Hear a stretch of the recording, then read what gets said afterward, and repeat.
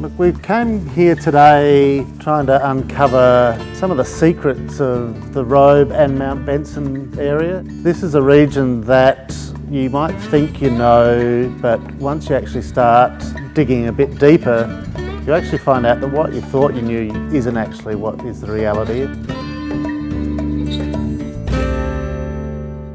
No one expected frost to be an issue in this region.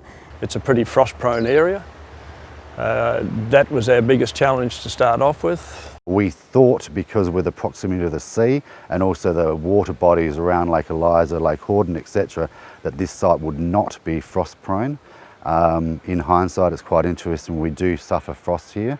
Probably not as frosty as places like Coonawarra and Padthaway, but certainly there is a significant frost risk here. Yes, I got castigated by the Cellar Masters Board over this.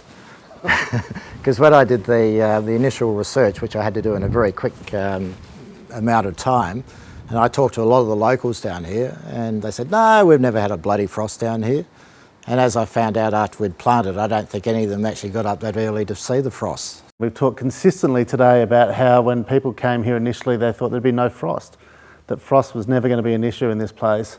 Frost has been an issue in this place. It's been something that people have had to learn to deal with. I didn't expect to get hit with a frost in the first year, and we did. So that actually threw some of those things out of whack. So we put in a frost machine, and that made all the difference. Well, we put in a couple of frost fans in the key areas, and maybe their trigger is a little bit high, but they probably do about 15 to 20 hours a year, something of that order. Frost was the big deterrent to start off with, and until such time as they got some frost fans in there. Yeah, the frost is quite different to what we experience in Coonawarra. It's not a generalised frosting, it's more a localised frosting, and it occurs more because of the the cold air influences from the Antarctic or the cold water influences we get. So we get small patches of frost here and there, which quite often have no rhyme or reason. What you find, what you discover when you look a bit deeper and talk to some of the people who have been involved here since establishment, you find out that this is a place that can surprise you and can pull a swifty on you. It was also not quite realised how much wind would knock the vines around during establishment, and so people underestimated how long it would take to get the vines up and running. Some people said that vines won't grow here. Well, it's not right. They flourish. But the crop is always diminished. You're not going to get huge crops out of this area, ever, I don't think. It's quite easy being biodynamic in a region that has such a lovely breeze throughout the growing season. It keeps the canopy dry, and so disease pressure is not much of an issue. That's definitely an advantage.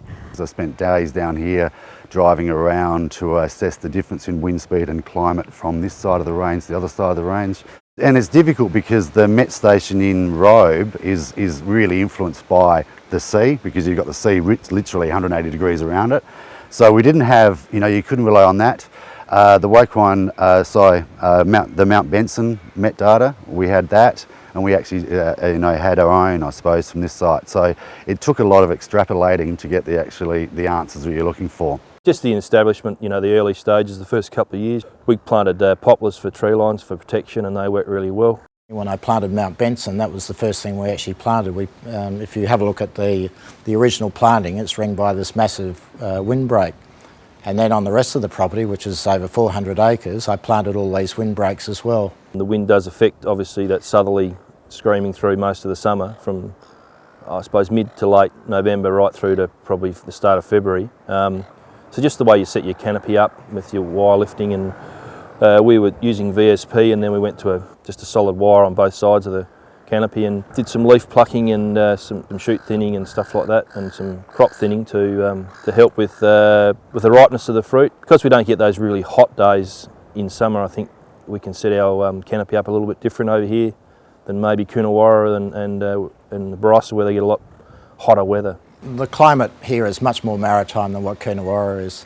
In fact, in the early days, I think it was Des Hooper who might have called Mount Benson, it was Coonawarra by the sea, and then obviously the Coonawarraites got really up in arms about it. But I think he's pretty much on the ball. we're ameliorating our muss much less than I was in my experiences in Coonawarra. We don't need to use a lot of acid adjustments in the wine.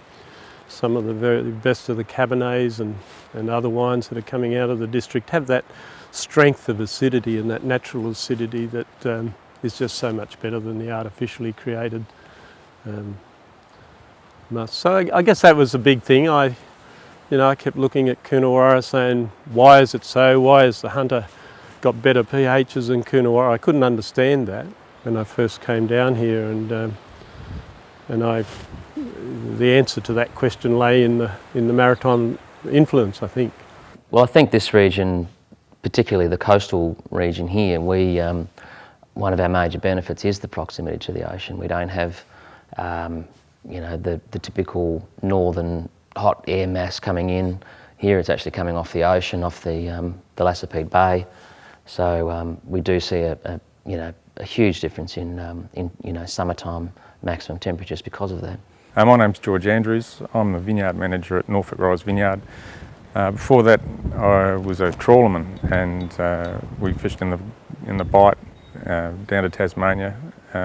One of the things that we really worked with was the current that runs along the edge of the continental shelf. We have since discovered that this current has an upwelling which comes up along the southeast coast, and that has a significant effect on the climate in the southeast. It's unique, this current, the way that it upwells here. It's got a name, and it's called the Bonnie upwelling. We have noticed that it's a real moderating effect during the summer months, that the cold water that comes up from very deep, up to 2,000 metres, comes up and runs in, hits the shore here. So we have significantly cooler water than any other coastline in South Australia, or indeed in Australia. So the effect of that is that it moderates our climate during the summer months, giving us a longer growing season, even cooler than other regions which are further south than we are. Still warm enough to obviously ripen the fruit, but earlier bud burst and later picking, so a lot longer period of ripeness, I suppose. And overall, I think it's a pretty desirable area as far as the natural attributes are concerned.